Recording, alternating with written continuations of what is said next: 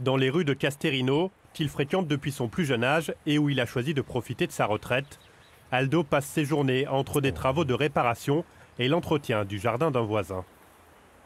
Et maintenant, petit à petit, on va essayer de remonter la pente. Et il est vrai que, bon, d'habitude, ça fourmille, il y a un tas de personnes. Et là, aujourd'hui, regardez, les rues sont vides, il n'y a personne. Quelque part, ça me fait de la peine, parce que je me dis, il y a des familles qui vivent, il y a des emplois qui sont en jeu, il y a une société qui est à construire ici. Et puis, honnêtement, du fond de moi-même, je vous dis, regardez, on est bien, hein, c'est le paradis. Hein. Un paradis qui attire chaque été plus de 30 000 visiteurs et fait travailler 100 personnes. Mais aujourd'hui, les touristes peinent à revenir. En cause, ces avalanches de pierres déclenchées par la tempête Alex qui ont emporté l'unique route d'accès à ce village de la vallée des merveilles. D'ordinaire, Julia propose à cette période de l'année des randonnées à cheval. Ces animaux sont donc au repos forcé depuis plusieurs mois.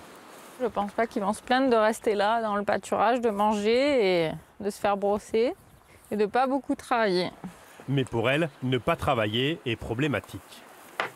Généralement, j'emploie 2 personnes pour la saison estivale. Et là, du coup, je n'ai pas embauché. Je vais essayer de faire moi toute seule. Si je ne fais pas de saison, c'est sûr que financièrement, l'année prochaine, ce sera compliqué.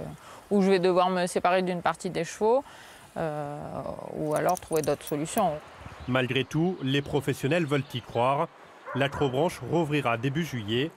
Quant à cette aubergiste, elle a déjà accueilli ses premiers clients. En voiture.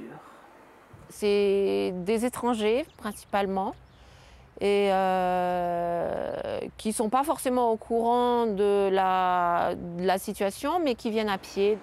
Pour les moins sportifs, un transport par navette depuis tant est à l'étude. La route départementale, elle, devrait être rétablie pour l'été 2022.